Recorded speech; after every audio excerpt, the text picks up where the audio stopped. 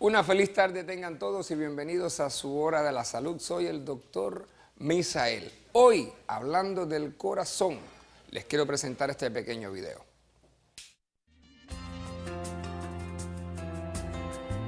Todos hablamos del corazón. Decimos que sentimos con el corazón. Relacionamos el amor con el corazón. Regalamos corazones y hasta oímos canciones que hablan del corazón. Incluso hay quienes aún creen firmemente que las emociones proceden del corazón. La razón es sencilla, y es que las emociones cambian el ritmo del corazón, aunque no vengan de él. El corazón es un gran mundo que se abre detrás de la imagen tradicional que conocemos. Es un órgano muscular localizado entre los pulmones en el centro del tórax, cuyo tamaño es aproximadamente para cada persona del tamaño de sus dos puños unidos. El corazón es un gran trabajador que necesita cuidarse siempre y mantenerlo feliz. El corazón es asombroso y logra que la sangre fluya por el cuerpo. Ya existía antes del nacimiento y bombeará sangre toda la vida. Si el corazón late, hay vida. Démosle vida al corazón. Bueno, me da mucho gusto en la tarde de hoy tener conmigo al doctor Miguel Garber. Gracias. Nos conocimos hace muchos años en otro programa que era muy instructivo, muy divertido en las noches de La Cosa Nostra, hace muchos años, y fue pues muy bueno que pudiéramos compartir, pero bueno, tengo entendido que estás ahora entre España y Miami. Efectivamente, voy un poquito allá, un poco acá, pero me muevo entre los dos lados. Y sigues haciendo cardiología y estás haciendo células madres también. Efectivamente. Bueno, la cardiología la especialidad nunca la termina dejando, ¿no? O sea que la especialidad siempre, y el uso de las células madres, si bien principalmente en cardiología.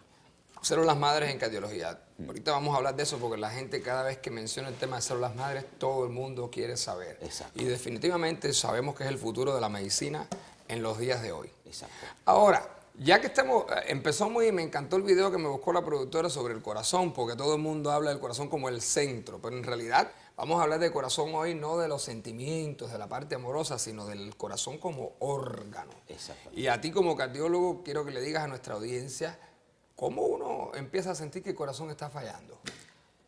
Es difícil sentirlo. Si lo sentiríamos rápido, podríamos hacer diagnóstico rapidísimo los médicos, pero el problema es que el corazón, cuando empieza a fallar, nos empieza a dar síntomas que son muy vagos, que la persona no los comprende, no los entiende. A veces puede ser un cansancio, un mareo, una falta posiblemente como de aire, como que no puedo rendir lo que rendía anteriormente, y muchas veces puede deberse al corazón. También están las famosas sensaciones que sí ya nos llaman del corazón, cuando siento como que el corazón no sigue un ritmo. O sea, uno dice, uy, siento los latidos, y siento que no me siguen un ritmo, o siento que están diferentes unos que otros. Entonces, y eso es sumamente interesante, porque normalmente los ritmos del corazón no se sienten. A menos que uno se ponga las manos, los dos dedos, segundo y tercero, sobre la arteria esta antecubital, básicamente, la radial, perdón. Exacto, básicamente ahí uno va a sentir el latido, pero normalmente, aún las personas que les encanta meditar y todo, es difícil poder sentir el corazón latiendo, a menos que esté latiendo deprisa, por arriba de 100. Exacto. Y la otra cosa es que muchas veces, digamos, el electrocardiograma no tiene mucha significación clínica hasta después de ciertas edades, después de los 40 años más o menos, es que se dice que todo el mundo debería tener un electro de base. Exacto. Por si después se enferma. Yo siempre digo desde joven. Yo a la gente hoy le digo desde joven. Hoy tenemos muchos deportistas, mucha gente, hemos visto las muertes súbitas. Tener un electrocardiograma de base para poder compararlo, porque a veces un electrocardiograma normal no significa que esté bien. Si hubo un cambio entre dos electrocardiogramas hechos diferentes épocas, quiere decir que algo pasó para que haya ese cambio. Entonces, por más que esté normal y hubo un cambio, debemos seguir estudiando a ese paciente. Entonces, es muy importante, efectivo. Tener un electrocardiograma de base significa que cuando tú recién comienzas con un médico nuevo, ese médico debe hacerte un electro. Exacto. Aunque no tenga sintomatología. Aunque no tenga sintomatología. Ya. Ahora mismo, en el caso de los muchachos, cuando van a hacer deporte, se les está exigiendo, en la edad pediátrica inclusive, que los niños que van a practicar deportes como fútbol, americano, etcétera, deben tener un electro también, porque una de las razones, como bien tú dijiste, de muerte súbita son arritmias que no pueden ser diagnosticadas si no hay algo de base. Algo de base, exactamente. Y en España se hace un chequeo médico a ese chico jovencito que va a empezar a hacer fútbol o que va a ir a hacer deporte, se le pide un chequeo mínimo, pero efectivamente se le hace un electro, se le toma la presión, se le hace hacer 10 minutos de actividad física y volverle a hacer el electro. Fíjate hasta qué grado llega en este momento a mirarlo para ver que esté todo bien. Que cuando están haciendo ejercicio cualquier cambio se puede detectar. Se puede detectar. Como si fuera un estrés test. Exactamente. Okay. Otra cosa que yo noto que muchas veces la gente no le presta atención, pero hay que escuchar el corazón. Cuando va uno al médico hay que auscultar al paciente y buscar los latidos cardíacos, ver si hay un soplo, si hay alguna cosa. Quiero que le digas a nuestra audiencia por qué es tan importante la auscultación cardíaca. La auscultación es muy importante porque, como tú bien dijiste, hay algo muy importante que es el soplo. Si ese soplo no lo tenía y lo tengo ahora, me hace una gran diferencia. Entonces, si yo por primera vez veo a un paciente y le escucho un soplo, no sé si anteriormente lo tenía o no, porque nadie le ocultó y nunca le dijeron usted tiene un soplo. Entonces, ese soplo que apareció ahora es porque hubo un cambio. A veces se llaman soplos inocentes, quiere decir que no producen nada, no tienen ningún problema. A veces un simple estado anémico me puede dar un soplo, pero si ese soplo me apareció y antes no lo tenía, debo estudiarlo. Definitivamente. Mucha gente cuando yo lo esculto en mi práctica primaria, le digo, ¿tienes un soplito? Y me dice, sí, yo lo tengo desde niño. Ya yo no me preocupo tanto, pero Exacto. definitivamente cuando no hay referencia anterior, pues entonces habría que hacer un ecocardiograma para estar seguro que no hay otra patología ahí. Efectivamente. El ecocardiograma es el que nos va a mostrar realmente si hay alguna alteración anatómica que me está produciendo ese soplo o simplemente es funcional y no tiene gran importancia. Y si esa alteración anatómica que puede tener el paciente puede ser algo normal o puede ser algo ya que hay que hacerle tratamiento. Muchas veces escuchamos, por ejemplo, el prolapso válvula mitral, nos asustamos, eso no puede generar arritmias, no puede generar, pero en realidad es una cosa simple que se trata y que se maneja simplemente. Yo recuerdo y por eso siempre digo que es importante el examen físico, porque hace varios años atrás un colega me mandó un paciente para que yo lo admitiera en el hospital para descartar un supuesto cáncer. Había bajado como 30 libras de peso en 2 meses, muy rápido, para que fuera un cáncer, y básicamente cuando lo ingreso, que yo le empiezo a tomar la historia, el señor lo único que tenía era cansancio, fatiga, se cansaba al caminar. Cuando lo estoy auscultando le encuentro un soplo, y era un soplo moderado, no era ligero, mitral, y empecé a hacerle el interrogatorio y yo dije, este hombre lo que tiene es una endocarditis bacteriana, y efectivamente le mandé el ecocardiograma y automáticamente salió. Luego pudimos constatar que había ido al dentista, le habían hecho un trabajo dental y parece que él tenía su patología de base. Exacto. Y hizo una endocarditis. Y el otro colega se sintió un poco apenado porque me lo mandó para que descartara lo peor porque él no admitía a los pacientes en el hospital y se encontró que era algo que él pudo haber diagnosticado. Por eso, ojo señores, es importante el examen físico. Aunque tenemos mucha imagenología, muchos aparatos nuevos, pero la base tiene que depender de ahí. Vamos a recordarle a nuestra gente del pulso cardíaco, el pulso normal. El pulso normal. El pulso cardíaco normal es muy simple, como tú dijiste, con 2 dedos lo podemos tomar porque utilizamos los 2 dedos. El segundo y el tercero. El segundo y el tercero. Porque si uso, por ejemplo, el pulgar, tiene mi propio pulso el pulgar, entonces se me va a interferir uno con el otro. Por eso debemos usar estos dos, que son los que nos sirven y no nos interfiere el pulso del dedo gordo o de los otros dedos. Entonces es el más simple y más forma. El pulso tiene que ser regular. ¿Qué quiere decir regular? Como cuando escuchamos una música, que siga un ritmo. Pup, pup, pup, pup, pup, pup. O sea, siempre va a seguir un ritmo. Si no me sigue un ritmo, yo lo siento que, o siento que uno se da cuenta, uno dice, el pulso que baila. Sí, se siente que baila porque hace cualquier cosita y no sigue ningún ritmo. Ese pulso hay una normalidad. Ese pulso tiene que ir a ver al médico, tiene que ser hecho un electrocardiograma y tiene que ser evaluado. Y es importante que la gente aprenda a autoexaminarse, porque es la mejor manera de decir, debo buscar ayuda profesional. Por arriba de 100, ya todo el mundo sabe que es taquicardia. Por debajo de 60 es bradicardia. Ahora, cuando hay los famosos extrasístoles, la gente viene y te dice, me siento como que el corazón se me adelanta. O otra cosa, dice, como que se me para un ratito, porque como hace la compensación, entonces el paciente dice, sentí un tuc y como que se me paró un ratito y salió. Eso se llama una arritmia. Muchas veces esas arritmias no son malignas ni generan gran problema, pero sí hay que verla por el médico para poder decir que realmente esa arritmia Sí, es una arritmia simple que la podemos manejar o no necesitamos ese tratamiento, pero debe ser evaluada. Definitivamente. Doctor, y básicamente te quiero hacer esta pregunta porque hace muchos meses atrás, leyendo en internet, había un chino brasileño diciendo que no hacía falta hacer ejercicio porque en realidad el corazón estaba seteado, perdónenme el Spanglish, estaba preparado para palpitar un número X en todo el resto de la vida y que por lo tanto los que hacían más ejercicio estaban acelerando más su propia muerte. Aunque sabemos que las personas que hacen ejercicio, el ejercicio los lleva después a tener una bradicardia fisiológica. Exacto. Como si el mismo corazón tratara de compensar eso. ¿Cuál es tu opinión? No tenemos una cantidad de latidos fijos, vamos a tenerlo, mientras cuidemos el corazón vamos a poder vivir. Hoy hemos visto que antes decíamos una persona a los 65 años era viejo, por eso se jubilaba porque llegaba el 35% de la población, era en los años 50, que era cuando se puso la jubilación a los 65 años. Hoy una persona a los 65 años hasta es joven. Entonces, hoy vemos que vivimos más y el corazón no tenemos el número de latidos. O sea, el latido no tiene nada que ver. Lo que sí tiene que ver, controlarlo. Hacer ejercicio es bueno. Yo siempre le explico a los pacientes, le digo, pero hacer ejercicio, para que la gente entienda, no es solo ir al gimnasio. Gente viene y me dice, no, me gusta ir al gimnasio. Esa persona, si va al gimnasio, es la que más se lesiona en los gimnasios porque no le gusta. Hacer ejercicio, bailar es un buen ejercicio, caminar es un ejercicio. O sea, hay ejercicios que se pueden hacer que no es solo ir al gimnasio. Tenemos que hacer una breve pausa, pero cuando regresemos vamos a hablar sobre el corazón y el envejecimiento. Vamos a hablar sobre las medicinas para tratar el corazón, si son buenas o malas. Con eso regresamos, no se vayan.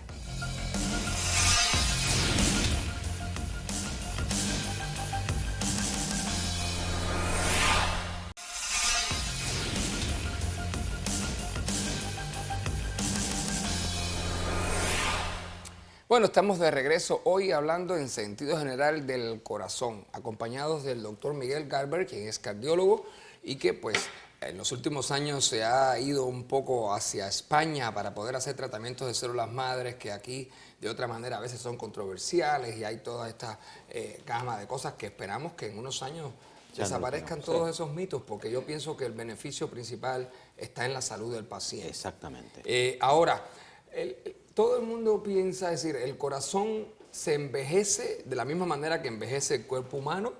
¿O hay personas que a lo mejor tienen 80 años y viven hasta los 100 porque el corazón es mucho más potente o viceversa? Efectivamente, es como la misma piel. Hay gente que mantiene una piel mucho más juvenil y otras que se le envejece más. Todo va a depender de los tratamientos y cómo nos cuidemos. El corazón tiene un envejecimiento por un lado y una patología, o sea, una enfermedad, un envejecimiento por enfermedad.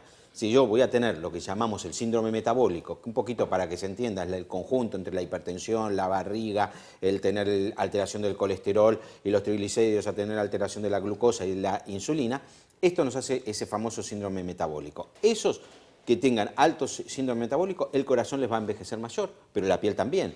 Hoy se relaciona síndrome metabólico con envejecimiento de todos los tejidos. Y ahí me has dado pie para hacerte una pregunta que siempre la hago y viene la controversia con el uso de las medicinas para tratar el colesterol.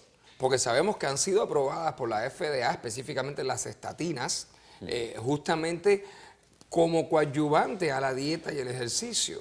Pero en realidad muchas personas están tomando la pastilla para seguir comiendo lo que les da la gana y no hacen ejercicio, y lo que hemos visto en los últimos 5 o 7 años es que las personas están aumentando aún más de peso. Exacto. Y no se está en realidad disminuyendo el riesgo cardiovascular.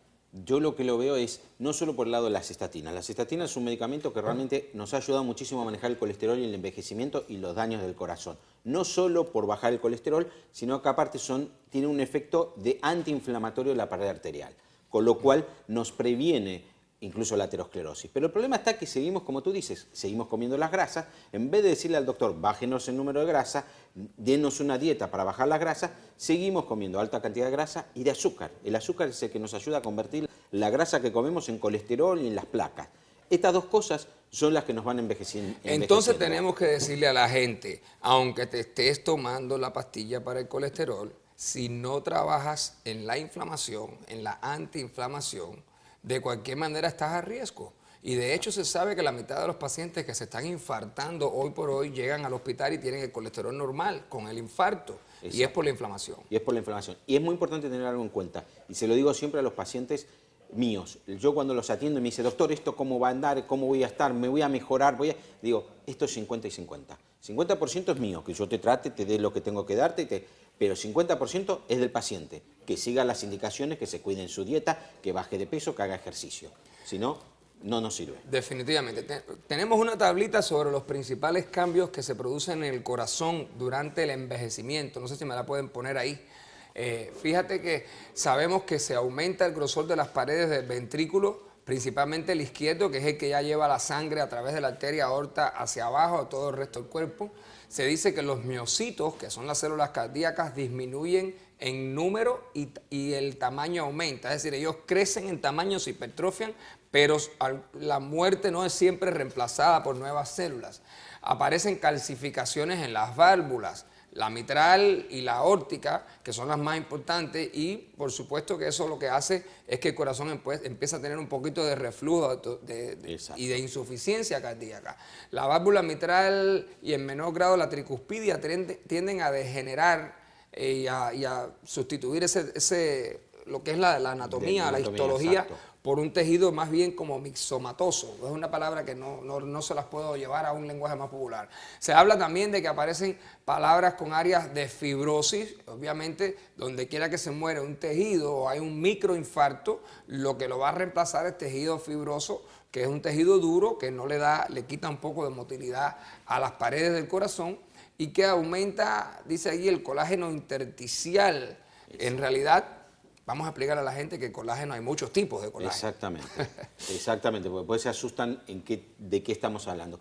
Pero esto es la parte del envejecimiento que yo le llamo ya patológico, no el envejecimiento fisiológico. ¿Por qué patológico? Porque normalmente cuando tenemos este aumento del colágeno, de la fibrosis, de cambios mixoides de las válvulas, normalmente estamos teniendo microinfartitos, o sea, lugares donde está perdiéndose la oxigenación del corazón y está cambiando ese miocito, que es la célula normal, se está cambiando. Cuando se hipertrofia es porque hay algo, es como el ejercicio. Si yo me pongo pesas en las manos y empiezo a hacer ejercicio, voy a hipertrofiar un músculo. Lo mismo pasa con el corazón. Si tengo la tensión más alta, si tengo ese reflujo de la válvula mitral que me va al ventrículo izquierdo, me vuelve la sangre que sale, vuelve, necesito más fuerza.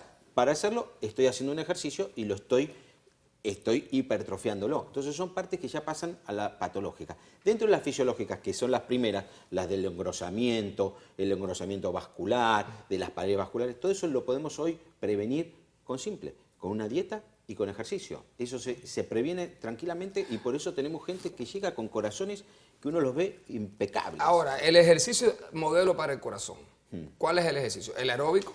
Te voy a decir lo que digo cuando voy a una conferencia médica. Siempre digo, voy a empezar por el final. El final es el mejor ejercicio que existe para una persona que quiere conservar su corazón, caminar. 1 hora de caminar a paso constante, rápido, es el mejor ejercicio. Rápido, ahora, que te haga sudar, que te haga suba la frecuencia cardíaca. Y que no estoy viendo vidrieras, ni que estoy parando, ni nada. Es 1 hora constante de caminar.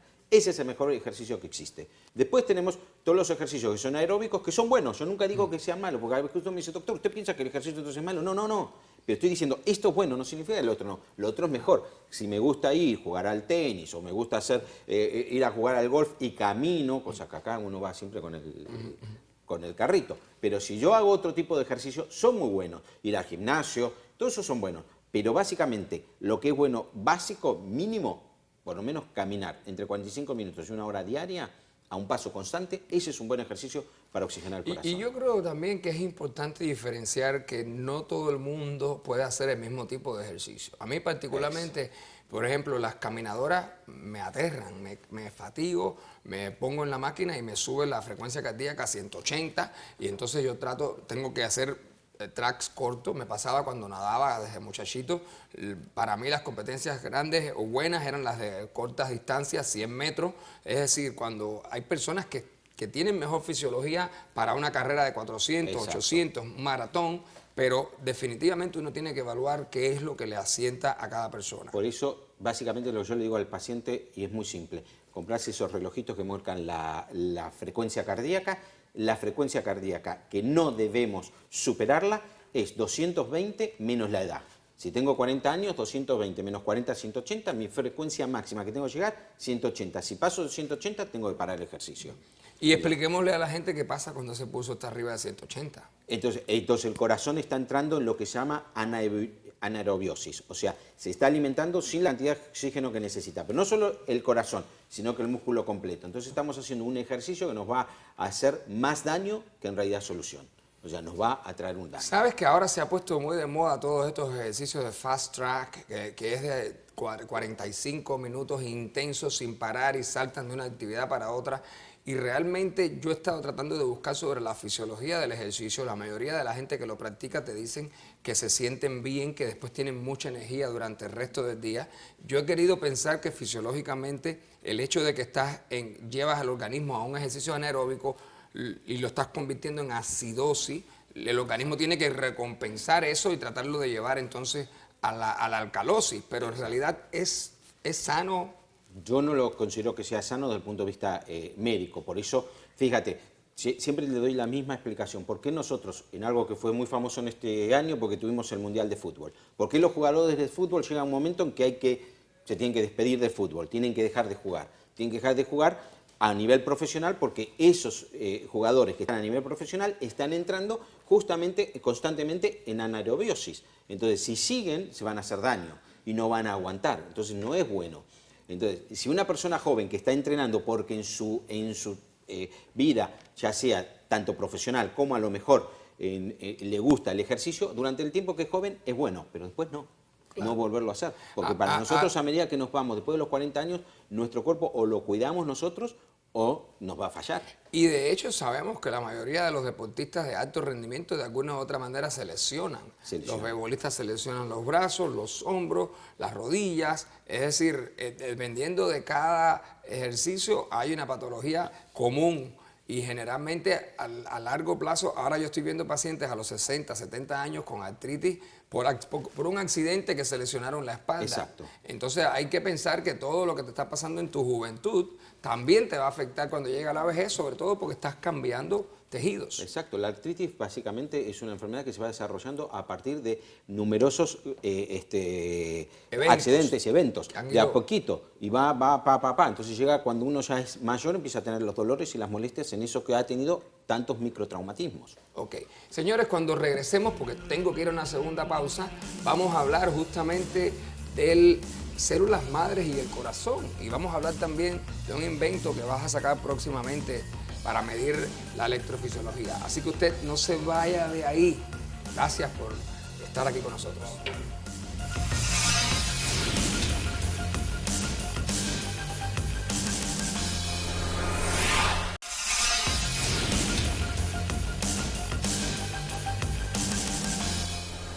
Bueno, aprovechamos que tenemos cardiólogo en casa hoy, que estamos hablando del corazón en sentido general, para hacerle unas cuantas preguntas al doctor Miguel Garber, que está con nosotros hoy. Y una de las preocupaciones que yo tengo, ya que en los últimos 10 años lo que más he practicado dentro de medicina primaria ha sido geriatría, viendo personas en la tercera edad, y me preocupa el hecho de que hay ciertos estándares de cuidado que dice que una presión óptima debe estar debajo de 130/85, sobre todo en pacientes que son diabéticos o tienen patología renal, pero al mismo tiempo uno ve llegar a esos pacientes a los 70 años con 3 o 4 medicinas para la presión, que de hecho se están excretando por el riñón, y el paciente no puede caminar, se siente mal, está cansado, y la presión, mientras más le baja, más riesgo tienen de hacer un síncope o una hipotensión y desmayarse. Una de las cosas más importantes es, incluso está descrito, se llama el síndrome B, de V, porque es así. O sea, bajar la presión mejora la calidad de vida, mejora, hasta que llega un momento que si la sigo bajando, empieza a empeorar. Lógicamente, 130/85 es lo ideal y sería lo que deberíamos manejar. Para una persona que no padece de nada. De nada. Cuando la bajo un poco más a esas personas que han tenido un infarto o han tenido algo y le estoy bajando más, a veces le hago más daño, porque hace el B, entonces entra en hipoxia tisular periférica. En los viejitos, normalmente, yo siempre lo que digo, debemos manejarlo de acuerdo al síntoma. Para mí el marcapaso ideal del paciente es cómo él se siente. Si yo le bajo mucho la presión y yo veo que empieza con mareos, que le falta las ganas... Empiezan con los tinnitus. Los tinnitus. Entonces ese paciente, esa presión es baja para él. Necesito aumentársela porque entonces está teniendo justamente una y una hipoxia periférica, no está oxigenando como corresponde. Y no solamente periférica, a nivel central del sistema nervioso central. Bueno, si la presión está baja y no está llegando a esa arteria chiquitita del cerebro, después cuando les haces el scan, todo el mundo tiene atrofia cerebral. Exactamente, y lo vemos constantemente. Otra preocupación que mucha gente tiene, hoy por ejemplo en la mañana una paciente también me estaba preguntando porque se asustan mucho cuando llega la noche porque les sube la presión en la noche. ¿Qué les dices tú como cardiólogo? Yo tengo mi opinión, pero quiero oírla. Normalmente yo, los pacientes que tengo el problema que les sube la presión en determinado momento del día, primero le hago lo que llama el mapa, es el monitoreo de 24 horas de tensión arterial. Y dependiendo de donde me hacen los picos hipertensivos, pongo la medicina, porque ¿quién dijo que la medicina de la presión hay que tomarla a la mañana? O al mediodía, o a la noche. Entonces yo le hago el mapa, donde veo que tiene la tensión, porque muchas veces a la noche, cuando entra su relax de la cabeza del resto, empieza a trabajar la cabeza con un montón de otras cosas que tiene y le sube la tensión arterial.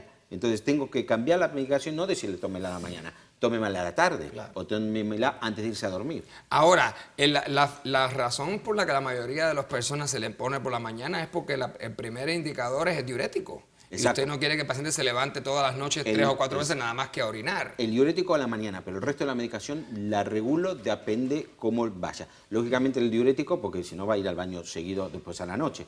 Pero el resto de las medicaciones, normalmente, que generalmente la persona mayor va acompañada con algún beta bloqueante, ese beta bloqueante le busco la hora que se lo tengo que dar. Igual que los vasodilatadores. Igual que los vasodilatadores. Usarlo de noche porque así está vasodilatado, tiene mejor circulación. Exacto. Y evitamos mucho con el vasodilatador a la noche, evitamos muchísimo los stroke, los accidentes cerebrovasculares, que son la patología de la madrugada. Del viejito que se levanta y dice, no, me pasó esto porque me caí. No, se cayó porque tuvo el stroke.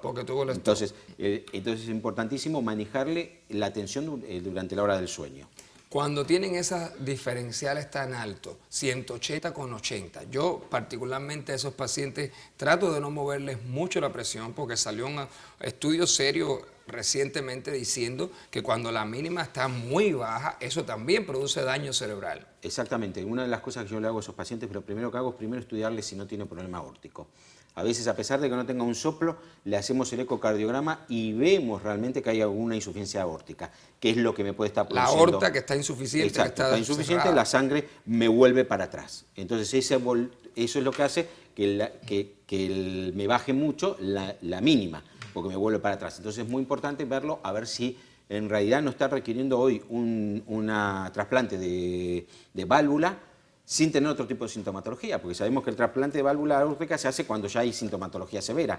Hoy estamos viendo que hay que hacerlo antes, más temprano muchas veces. Entonces, las mujeres, en los últimos 10 años, después que se abandonó la terapia de estrógenos por el famoso Women's Health Initiative, que fue un estudio mundial que dijo que aumentaba el riesgo de cáncer, resulta que después de eso lo que aumentó fue el riesgo de infarto. Entonces ahora vemos cada vez más mujeres infartándose en etapas donde no deberían infartarse. Hoy en día en toda la medicina anti-aging que se hace, o sea, anti-envejecimiento, hoy se habla del reemplazo hormonal controlado. Ese estudio fue el único estudio que mostró lo del cáncer, la relación del cáncer con las hormonas, y un estudio que utilizó hormonas en muy alta cantidad. Entonces, en los demás que hemos visto, si hablamos con los endocrinólogos hoy en día, te dicen, de ninguna manera está relacionado el cáncer, ni siquiera el de próstata. Es que siguió aumentando el cáncer. El cáncer siguió aumentando. Y lo vemos hoy en chicas jóvenes. Hoy lo vemos cada vez el cáncer de mama en personas más jóvenes. O sea que hay otros cuantos cancerígenos que estamos manejando por algún lugar que no los hemos encontrado y no es justamente el tema solamente hormonal. Corazón envejecido, célula madre. La célula madre es increíble para todo el cuerpo, pero en el corazón, nosotros empezamos en corazón. Yo entré en esto en el año 2004, 2005, que llevamos la gente, lo hacíamos en Argentina, porque acá estaba prohibido hacer, en aquel momento, trabajar con células madre, se hacía en Argentina, y la aplicábamos directamente con un cateterismo, las que sacábamos de la médula ósea. Pero era un problema, había que sacar la médula ósea, cultivarla, porque no tiene gran cantidad la médula ósea de células madre, teníamos que cultivarla, una vez cultivada la tomábamos a las 3 semanas a 4 y la implantábamos en el corazón a través de un cateterismo. Pero empezamos a ver un montón de otras cosas que fueron mejorando. Entonces empezamos a decir, no solamente para el corazón, vamos a usarla para la diabetes, Parkinson, y cada vez se empezó a hacer más estudios. Actualmente, te cuento, el último que yo tengo hecho, que presenté ahora en fines de junio en Valencia, en la sociedad es Cell Science and Stem Cell Research. donde presenté un estudio donde tratamos 6 pacientes con disfunción eréctil y diabetes con células madre. Y en 5 obtuvimos la mejora de su disfunción eréctil. Pero en los 6, lo que sí obtuvimos, mejoraron su metabolismo de la glucosa. O sea, definitivamente, la resistencia a la glucosa baja. Baja muchísimo con el tema de la célula madre, y en el corazón lo hemos mejorado. Una de las primeras cosas que hace la célula madre, que hoy la sacamos de la grasa, porque es mucho más fácil, más sencillo. Y ahí quiero que le hables un poquito a nuestra gente, porque hasta ahora siempre se pensó que la célula madre solamente estaba en la médula ósea, en el tuétano de hueso, pero hoy sabemos que dentro de la grasa, es decir, entre célula adiposa y célula adiposa, hay una célula mesenquimatosa. Mesenquimatosa, que es esa famosa CD34 positiva, que muchas veces la vamos a empezar a ver esto todo el tiempo, porque es una célula inmunológica que tiene la capacidad de producir las células de todos nuestros tejidos, y está en gran cantidad en la grasa. No solo en la grasa, todos los órganos lo encontramos. Está en la pulpa de los dientes, se está sacando. La que está más rica de eso es la sangre que viene de la menstruación femenina. Cuando viene la menstruación, esa sangre trae muchísimas células madre, pero muy difícil tomarla. Sobre todo para purificarla y ponérsela de vuelta al paciente. Exacto. Porque se considera que es un tejido de desecho. Un tejido de desecho, y que viene de un lugar infectado. O sea, la vagina es un lugar donde conviven muchas bacterias. En cambio, la del tejido graso la sacamos con una lipoaspiración, con todos los elementos de asepsia que hay, la podemos procesar, hay muchísima cantidad de célula madre y estamos utilizando esa para tratar. Y lo primero que hace es generar vasos sanguíneos, o sea, la neovascularización. Por eso mejora muchísimo el cardíaco, el corazón mejora mucho, porque rápidamente lo primero que hace es mejorar la irrigación, que era lo que hablamos hoy de envejecimiento del corazón. La circulación La colateral. primera parte es la circulación. Si yo le puse circulación colateral, voy a mejorar la función de ese corazón. He tenido ya 5 pacientes que tenían que ir a trasplante cardíaco y hemos evitado el trasplante. Wow. Han mejorado la función cardíaca, que cuando conseguían los corazones, le decían: señor, a usted no le ponemos corazón porque usted con el suyo puede seguir adelante. Yo he visto casos, sí, que llegaron con una fracción de eyección por debajo de 30 y al año después la fracción de eyección estaba arriba, por lo menos más de 10 puntos, que es clínicamente significativo. Es significativo. Es que nosotros hemos trabajado en trasplante con 17 o 18% de fracción de eyección. Imaginaste llevarlo a 30. Ese paciente, si lo llevas a 30, que tú los viste y tienen su insuficiencia cardíaca, pero de 18 a 30 pueden ser una vida casi tranquila. Definitivamente, sobre todo porque después de los 65 años están retirados, lo que quieren es estar tranquilos y vivir una vida normal. Bueno, se me fue ya el tiempo muy rápido, señores, pero quiero que me hables del aparatito. No sé si nos va a dar tiempo en este segmento, un aparatito que estás creando para que las personas se puedan hacer un electrocardiograma y lo puedan captar en su teléfono celular y mandárselo a su médico. Esto lo vengo desde el 2007 haciéndolo, tengo la patente del 2007, recién ahora lo pudimos terminar de hacer el software y el hardware para que puedan trabajar. Entonces esto es una cosa simple, esto es un teléfono como un iPhone, solamente que tiene esto. Entonces lo único que hacemos es poner ahí los 2 dedos, como si fuesen los electrodos, y ahí va a empezar a tomar el electrocardiograma. Esto lo va tomando durante 30 segundos, no vamos a estar 30 segundos mirándolo, pero lo toma 30 segundos. Una vez que lo termina, queda ahí graficado como cuando se hace un electrocardiograma en la consulta, o un monitoreo en la consulta en papel, y se puede enviar a su médico. Cuando regresemos te voy a decir los pros y los contras de eso, lo que yo pienso. Perfecto. Y vamos a hablar de vitaminas para el corazón.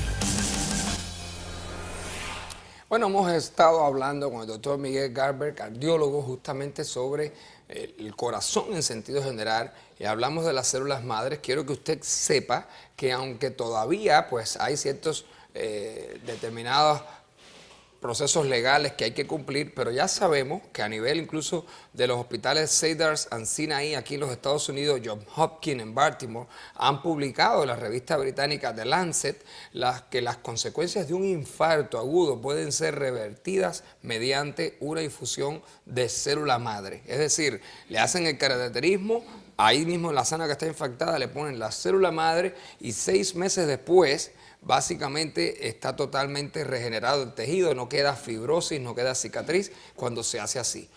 En el caso de los médicos primarios, que no hemos esperado en algunos casos que esto esté así totalmente aprobado para lanzarnos por la salud de nuestros pacientes, que a veces están ya viejitos y uno quiere de alguna manera darle un poquito de esperanza, no lo hacemos directamente al corazón, pero sí se han hecho casos endovenosos. Y llega, porque es igual que el proceso inflamatorio. Hay citoquímicos que lo van a llamar y lo van a traer al corazón o a los tejidos que están lesionados. Entonces uno poniéndolo endovenoso va a ir al tejido que realmente lo necesita. Claro. Eso es, hay una capacidad que tienen las células madres que es eso, de el trofismo, que ellas detectan donde hay daño. Exacto. Y van y lo reparan. Y definitivamente, pues, donde hay insuficiencia, donde hay falta de tejido, pues ellos pueden restaurar y, como bien tú dijiste, vascularizar. Así que, si usted está pensando en alguno de esos tratamientos, pues busque, señores, hagan su investigación, y si no, pues llamen al doctor Garber, que él lo está haciendo en España, ¿no? En España. Te está llevando los casos y los haces allí. Y lo estoy haciendo ahí. Así que ya ustedes saben. Estábamos hablando también al final del programa, del segmento anterior, del Cardiophone, que es este aparatito que tú estás patentizando, que próximamente las personas lo van a usar.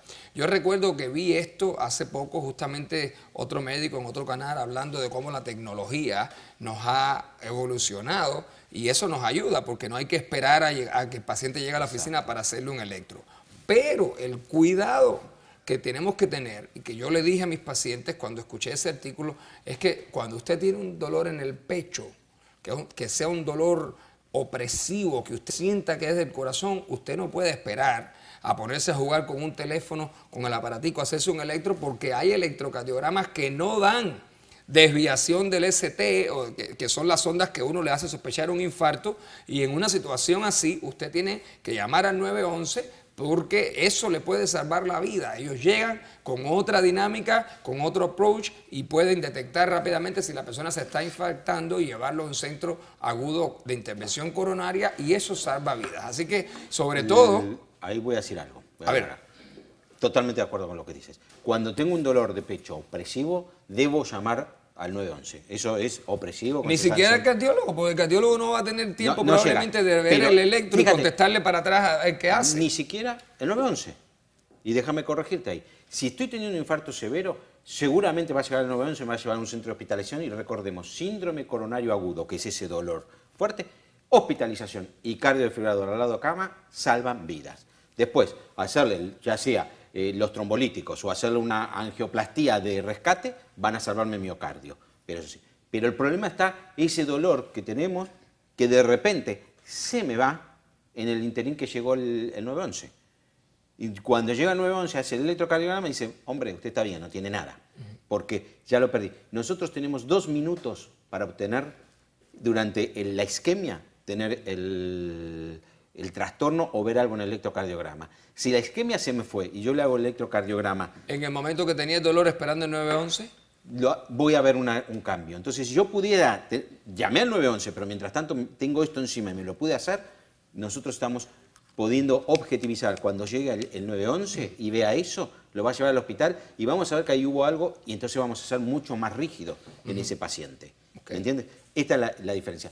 Recordemos, el infarto no mata por el infarto en sí, sino que por la arritmia que me produce. O sea que si yo, en lo más rápido que puedo ver, se me desencadenó una arritmia, ahí yo ya sé que ese paciente me está haciendo una isquemia, me está haciendo algo, y no lo puedo dejar irse del hospital. Definitivamente. Esto es número 1. Por eso esta es la importancia.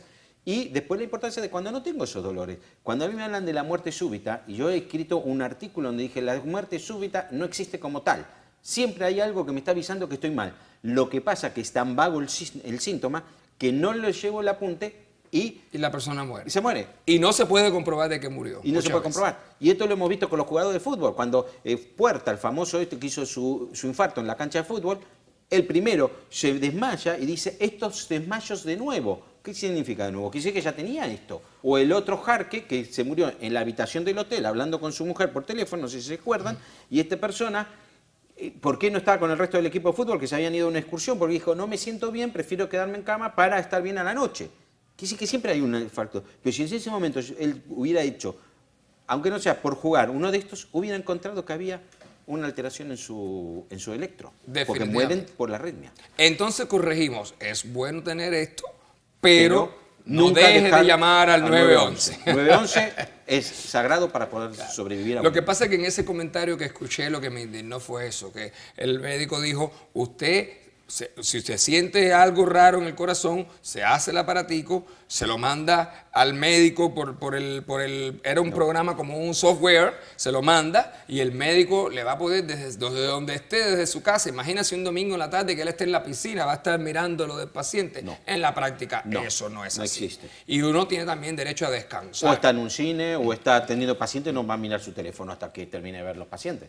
Ahora, esto lo único que sirve es monitorear el momento. Pero este sistema lo que tiene, la idea es que esto está monitoreado. O sea, cuando tú te haces uno, cuando yo hice así, ya cuando terminé, una imagen de esa fue un centro. Que en este momento no está trabajando porque no se está llevando adelante. Pero fue a una central donde teóricamente lo están mirando. Donde teóricamente va a haber un médico que está constantemente mirando todo lo que va llegando. Como las unidades de telemetría que hay en los exacto, como si hospitales. fuese una unidad de telemetría. Ahora, vitaminas para el corazón, doctor. No quiero que se me vaya el tiempo, es que el tiempo vuela. En primer lugar habría de la coenzima Q10. La coenzima Q10 es primero que es una vitamina, ya hoy es considerada una vitamina que tiende a ir disminuyendo a medida que pasan los años. Y esto está relacionado con el envejecimiento y con el corazón, con el metabolismo del colesterol. Y lo que nos va a pasar es que a medida que va disminuyendo tenemos más enfermedades y menor lo que se denomina la respiración celular. O sea, nosotros sabemos que nosotros respiramos, pero las células también respiran, toman ese oxígeno y liberan su dióxido de carbono. Cuando disminuye la coenzima Q10, empieza a disminuir ese sistema de respiración y se produce lo que se llama los oxidantes. Y entonces esto nos hace mucho daño. Pero hay una cosa importantísima de coenzima Q10. Cuando estamos tomando esas pastillas estatinas, muchas veces los pacientes presentan dolores musculares. Eso es porque las estatinas disminuyen la cantidad de coenzima Q10 que nosotros liberamos. Si le damos al paciente dosis de casi 100 miligramos de coenzima Q10, le eliminamos el dolor. O sea, fíjese cuánto hace en el corazón. Y la otra, que hoy está muy en boga, el tema, ¿qué hago? ¿Tomo los omega 3 o no? Porque ahora está el tema de que si son buenos realmente o no son buenos. Porque ahí salió una escuela diciendo que podían aumentar problemas en la próstata. Exactamente. Pero eso es dependiendo de la cantidad de miligramos. Por eso hay que tomar muy poco. Sí es bueno, pero en poca cantidad. Muy poca. Por eso se habla entre 10 miligramos al día. No estas pastillas que estaban haciendo que ponían 20, 30, 50. Eso es mucho. Entre 3 y 10 es más que suficiente para proteger el corazón. Definitivamente. ¿Alguna otra cosa? Resveratrol. El resveratrol es muy bueno, esto lo sabemos, lo tenemos los vinos, por eso todos los cardiólogos hicimos una copita de vino tinto, copita, no, copaza, pero sí, tanto como los fenoles que nos hacen bien y todos los antioxidantes nos van a mejorar muchísimo la respiración del miocardio. Como tú dijiste, como nos dijo cuando nos presentamos, es el único órgano que está constantemente moviéndose y late toda nuestra vida. Entonces, sobre todo porque el mecanismo por el cual usamos los del canal del calcio, los que bloquean los canales del calcio, para vasodilatar, también pudieran interferir muchas veces con lo que es la vitamina D y el calcio. Exactamente. Por lo tanto, la vitamina D es importante. La vitamina D es importantísima. Ahora estaba viendo, hace muy poquito, la semana pasada, estuvo la FIME acá, que es la feria donde traen todas las cosas nuevas de medicina, y hay una lámpara ahora que simula el sol para ponerse, porque la vitamina D no la podemos tomar, pero si no nos ponemos un poquito al sol no la formamos, entonces ayuda a formarla. Párate de un momentito, que tengo que ir a una breve pausa, pero ya regresamos con las conclusiones del programa. Usted no se vaya.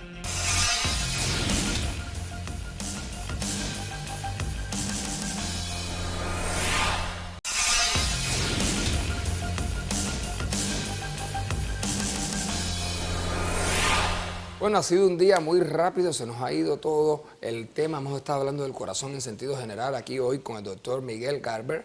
Y quería preguntarte al final, porque no podemos irnos de aquí sin hablar, el impacto del estrés y el mundo en que vivimos sobre nuestro corazón. Terrible. Cuando yo trabajé y desarrollé todo el tema de lo que era la cardiotaquia, hablamos de la calcificación coronaria y veíamos cómo las arterias se calcificaban, de un año a otro, cuando yo le hacía a un paciente no tenía nada de calcificación y al año venía con mucha calcificación, la diferencia que había con otros años era la cantidad de estrés que había pasado, los problemas que pasó ese año, lo que le había vivido. El estrés con el corazón es el número 1. Nosotros podemos combatir un montón de enfermedades, colesterol, la tensión arterial, podemos eliminar el cigarrillo, pero lo que no podemos hacer el médico es todavía no salió la pastillita que nos module el estrés. Pero por eso es importante que la gente entienda que aunque usted tenga su presión, yo le decía a una paciente hoy, no importa que estés tomando 3 medicinas para la presión. Si no controlas ese estrés emocional, la presión nunca se va a controlar. Y cuando esté la presión controlada en tu mejor momento, te estás tomando 4 pastillas y ahí mismo te da la hipotensión, que es lo mismo que le está pasando a los diabéticos. Están tomando 3 o 4 medicinas, se están inyectando la insulina, pero no pueden controlar el estrés emocional y ahí mismo después viene la hipoglicemia. Te voy a contar algo que es una cosa muy nueva, que se está haciendo ahora los estudios para verificar. Hemos encontrado que el síndrome metabólico se relaciona muchísimo con la disminución de cantidad de células madres circulantes en nuestro cuerpo. La idea es que y el síndrome metabólico se relaciona, aparte del problema cardiológico, el envejecimiento de todo nuestro cuerpo, desde la piel, la caída del pelo, o sea, todo lo que es parte de nuestro envejecimiento está relacionado con el síndrome metabólico. Estamos hoy haciendo un estudio, se está haciendo un estudio multicéntrico, donde estamos viendo qué relación tiene si yo le pongo célula madre al paciente, mejora el síndrome metabólico y eso me va a mejorar el corazón y todo el resto, porque la presión arterial, el colesterol, todo el resto. Se supone que ¿qué es primero, el huevo o la gallina? ¿Es que el síndrome metabólico me baja las células madre o el hecho que bajan las células madres me producen el síndrome metabólico? Entonces, este es un estudio nuevo que se va a presentar muy pronto. Así que lo más importante, señores, es que cuidemos nuestro corazón. Yo me quiero despedir justamente con un versículo que está en la Biblia que dice: sobre toda cosa guardada, guarda tu corazón, porque de él mana la vida. Gracias, doctor. Gracias.